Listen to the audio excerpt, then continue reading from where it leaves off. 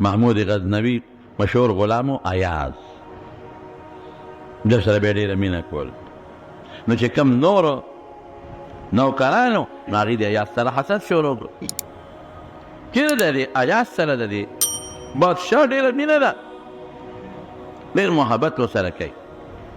څه چل جوړو چې د سره مینه کمه شي او موږ سره مینه زیاته شي، دا چل جوړو. ډېره ښه چل یې جوړ کړو. نو د ایاز یوه المارۍ وه، جرنده به یې ورته والې وه.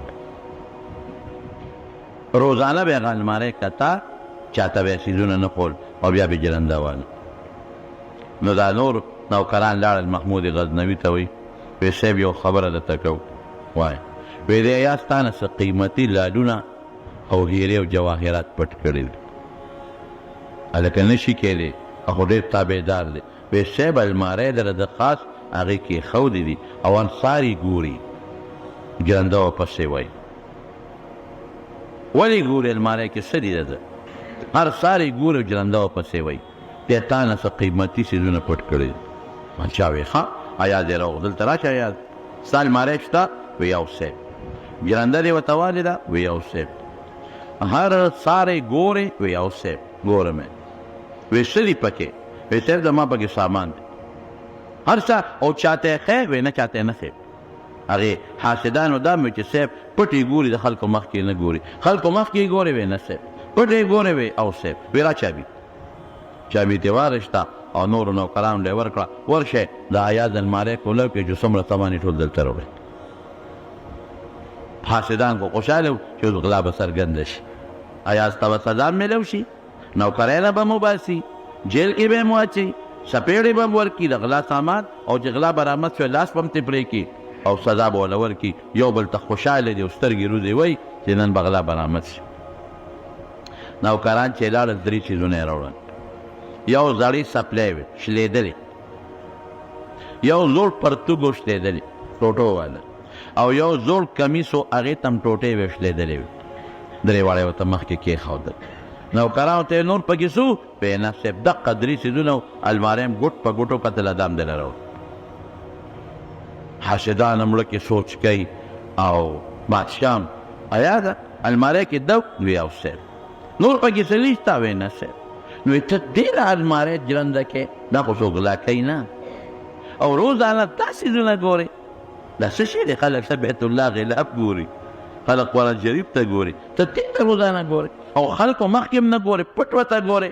دا ولې؟ وایي بادشاه سلامت، زه چې ستا دربار ته لومبې رالم نو په دې کې راغلی، دغه مې څپلۍ وې شلېدلې، دغه شلېدلې ټوټو والا مې کمیس و او دغه شلېدلې مې پرتوګ.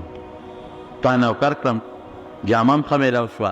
څپلۍ م ښه میلاو شوې، پټکې م ښه میلاو شو، ډوډۍ م ښه میلاو شوه او عزت م. نو زه هر سهار دا ګورم او د خپل نفس یم چې ایازه ګورې د دې قابل شوې خان، د دغه څپلو قابل، د دې شلېدلې کمیس قابل، د دې شلېدلې پرتوګ قابل. تا کې اسم نو دا چې څه دي دا د دې بادشاه احسان دی. ګورې دا د محمود غزنوي احسان دی، دا زما کمال نه دی، زما دغه څپلۍ او دغه کمیس او دغه پرتوګ دی، بل شی نشته. بادشاه من نفس ته وایم چې دا د بادشاه احسان، خو که بادشاه خوشحاله وي نو د احسانونه به وي، او که بادشاه خفه شو نو ګورې ای نفسه دا څپلۍ به بیا در اچوم. وایي به چې ځه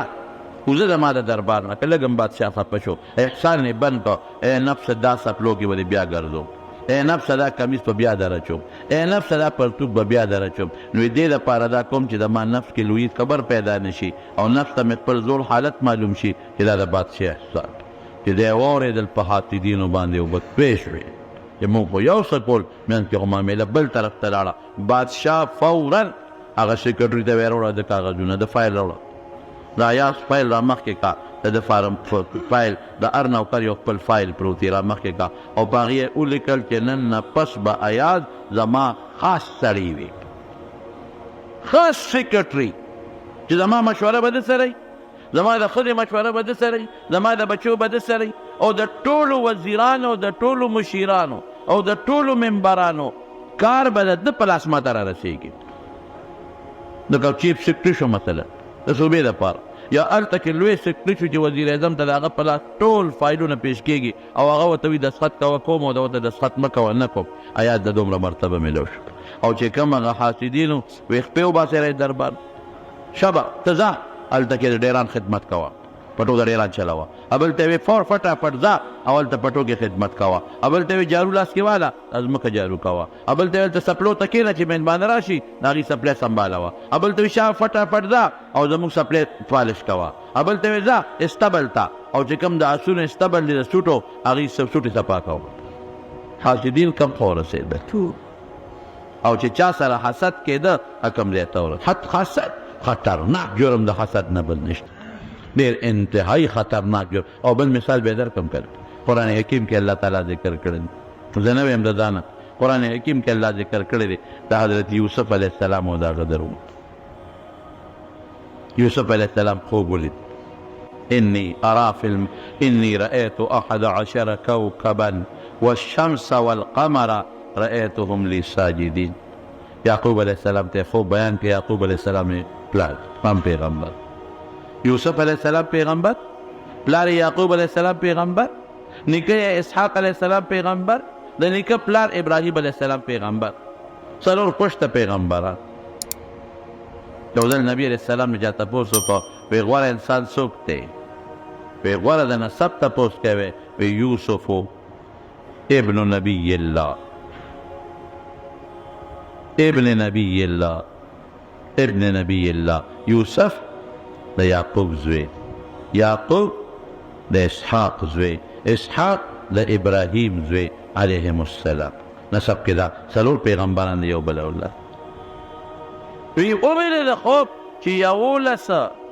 ستوري او نور او سپوږمۍ ما ته په ځمکه پراته دي یعقوب علیه السلام ته چې خوب ووی نو اخو پیغمبر و پوه شو وی بچه لا تقصص رؤیاک علی اخوتک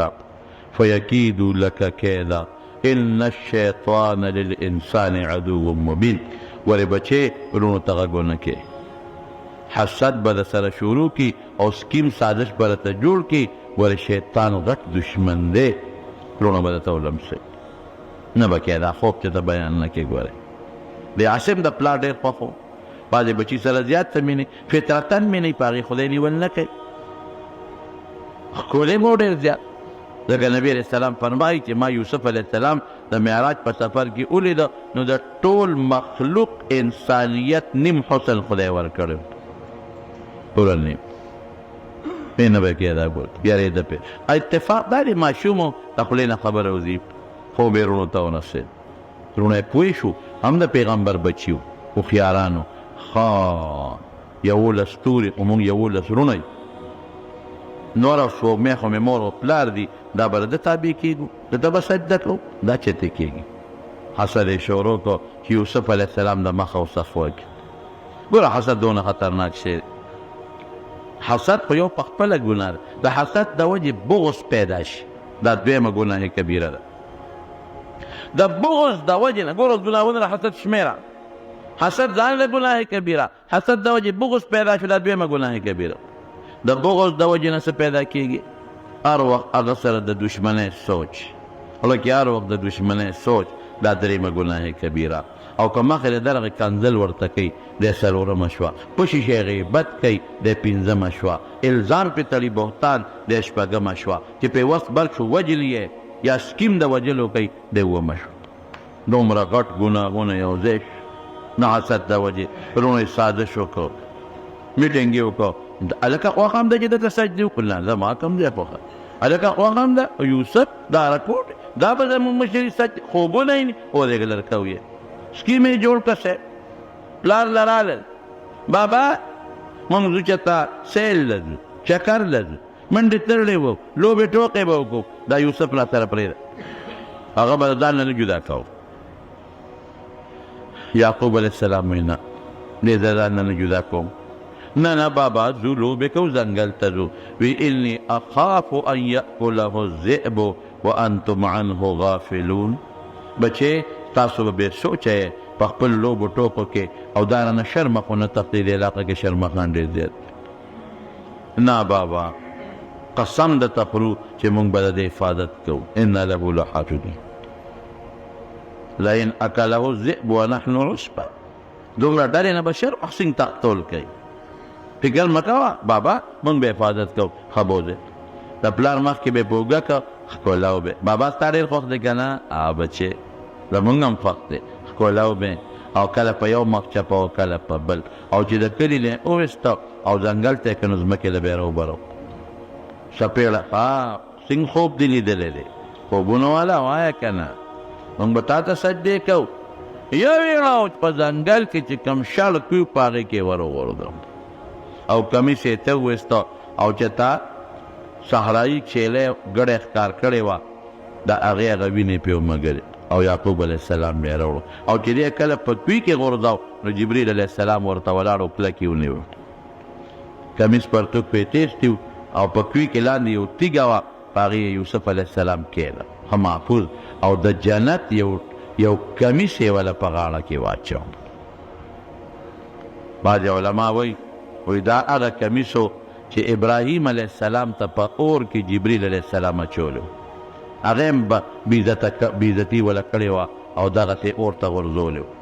نو ابراهیم علیه السلام نو جنت نه وله د ریخمو کمیس راوړو ابراهیم علیه السلام ته یې اچولی.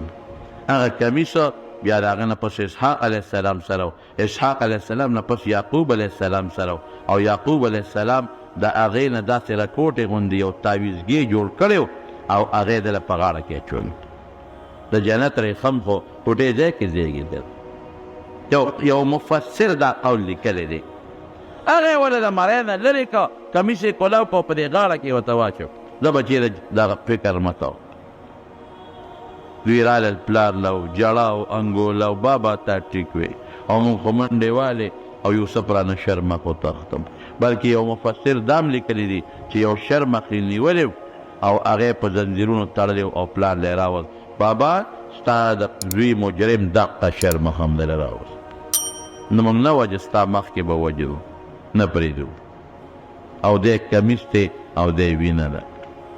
یعقوب علیه السلام چې کله کمیس ته وکتل وی شرمخ ډېر هوښیار دی ډېر هوښیار چې زما د دوی نه روغ کمیس ایسته کمیس یې ولاړو شلاونه داسې هوښیار شرمخ. هغه فارسیبانان وی دروغ ګوره عقل نه باید وی د دروغجن عقل نی. دا غل ولې ګیر شي نن سبا وی دیوالونه هم ال وی دا حقیقت دی. داسې هوښیار شرمخ چې زما زوی یې خوړو کمیس یې نشته او شرمخ ته مخ کو وی تا د ما بچې ولې خوړو. هغه بچې چې په هغه کې د ابراهیم علیه السلام وینه ګرځي او هغه بچې د ما اسماعیل چې په هغه کې د آخرې زمانې د پیغمبر وینه ګرځي. تا پې څنګه حمله کوله او ته پته وه شرمخ وایي په موږ د پیغمبرانو غوښې خوړل خدای حرام کړي دي. گویا شو زما مجال شته چې ستا زوی وخورم. زه به ستا زوی څنګه وخورم؟ دروغ وایي درته صاحب. بس دا رسوا شو شرمنده شو. پلار ته رسوا شو شرمنده شو دوکه شوه دروغ شو حسد شو پلار ته ضرر رسول شو او هغه سره خدای څه وکړل قافله په لاره تله اوبو له یې کسان ولېږل چې جتکوي وګورئ اوبه پکې وګورئ. هغې بورقه ښکته کړه چې د کوي کې به اوبي چې بورقه یې راوچته کړه یوسف علیه السلام ورپورې نښته. دا خو وجاءت سيارة فأرسلوا واردهم فأدلى دلوه قال يا بشرى هذا غلام وأسروه بدعاء. بس هغوی وی دا خو خشتالک او بویه ته مصر ته د مصر په بازار کې خرڅ کړو. عزیز مصر واغشت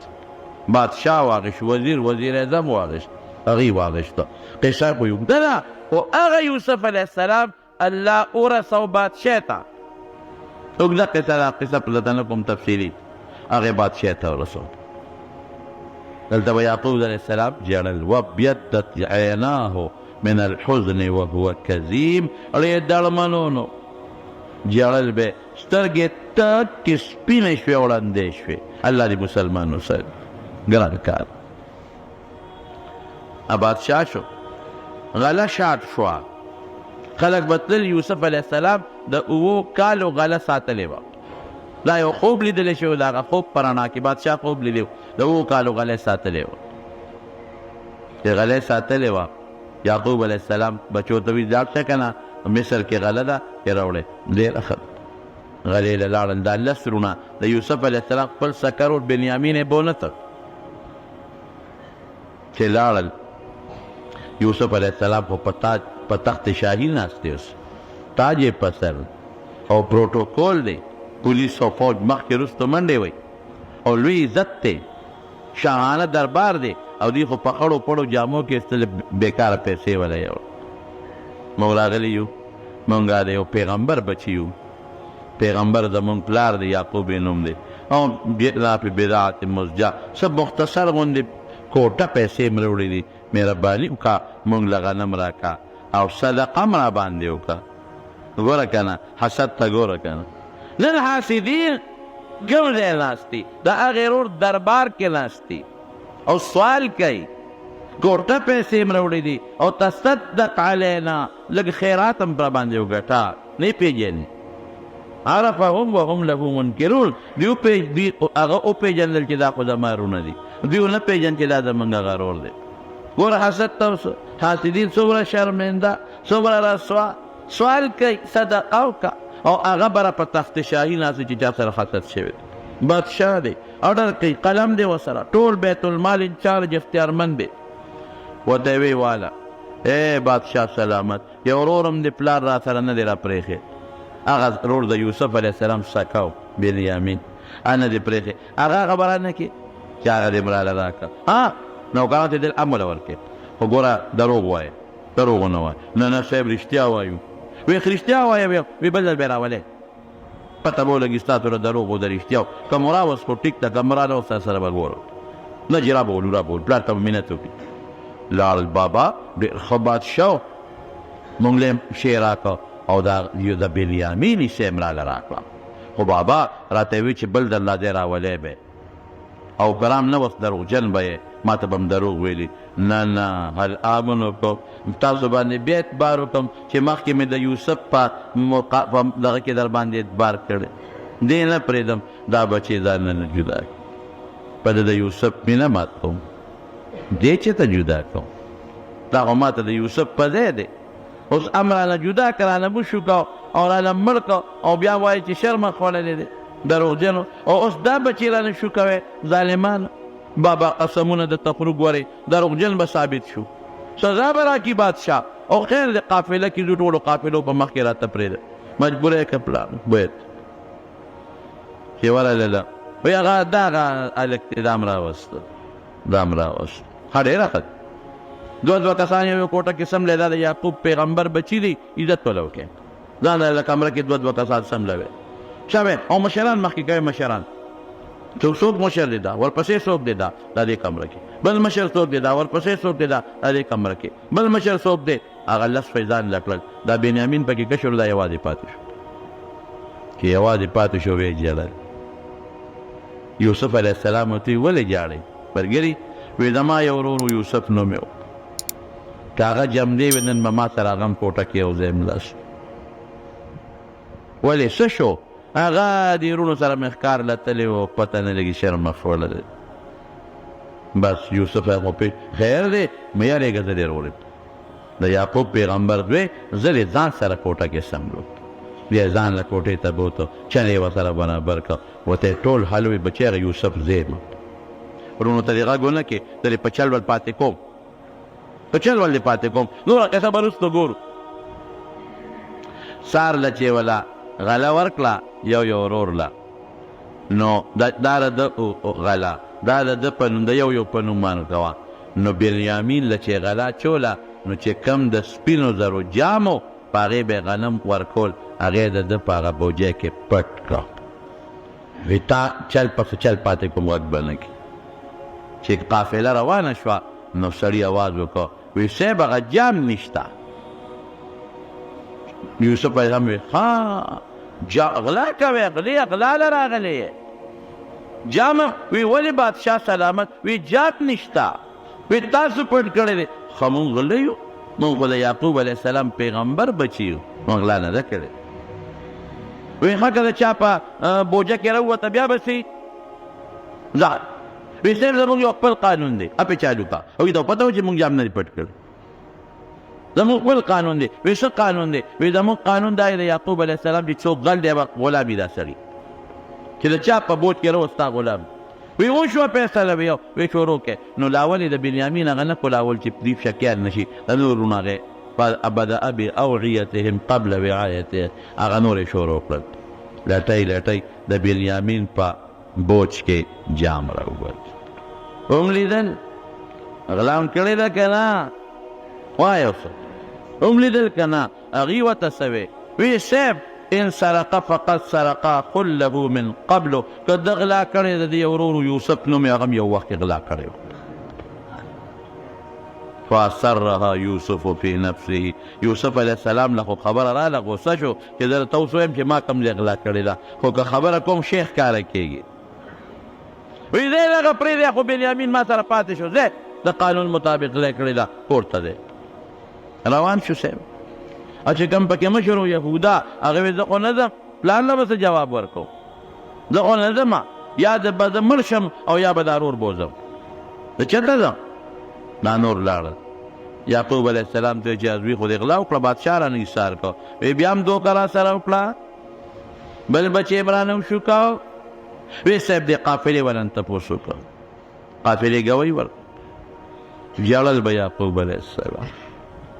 ژړل به والله المستعان على ما تصفون. زه وی بس خدای سره زما مددګار دی الله نه به مدد غواړم. او ورونو ګورې مظلوم مړه نو څوک به چا سره څه وکړي ځان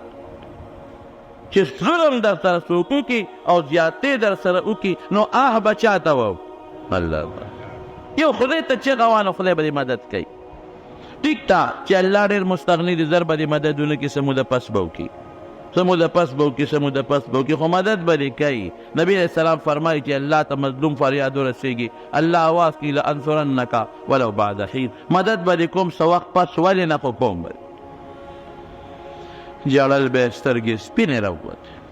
دې نورو بچو ته وایي یا بني اذهبوا فتحسسوا من یوسف دی بچو لاړ شئ تاسو لږ د هغه یوسف تپوس لږ وکړئ او د هغه بل رور تپوس یې م وکړئ زه خو ورپسې مړ کړم تاسو زما خو سترګې ړندې شوې زما خو دماغ کار نه کوي.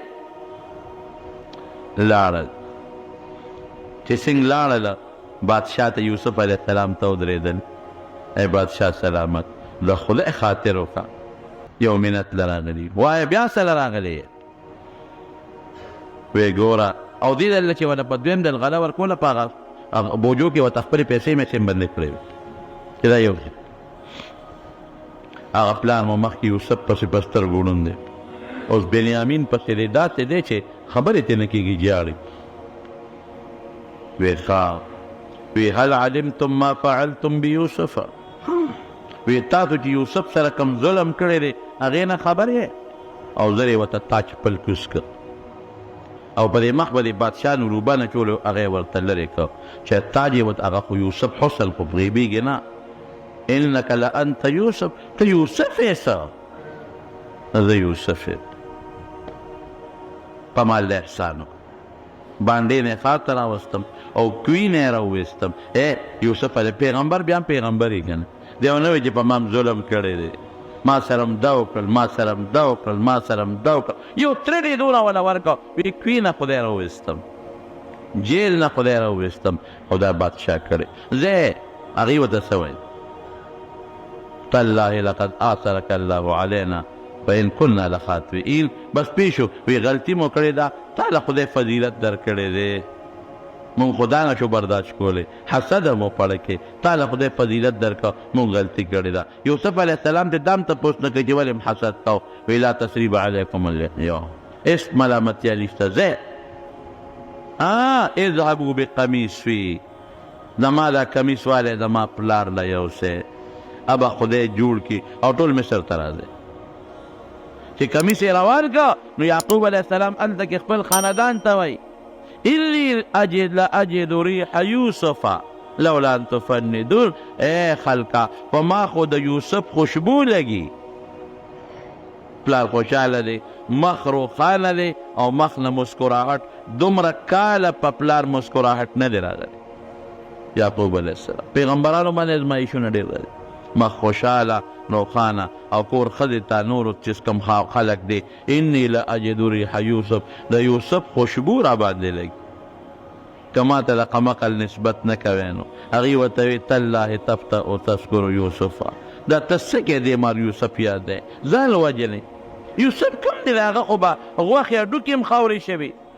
وی قسم دی په ما د خپل بچي یوسف خوشبو لګي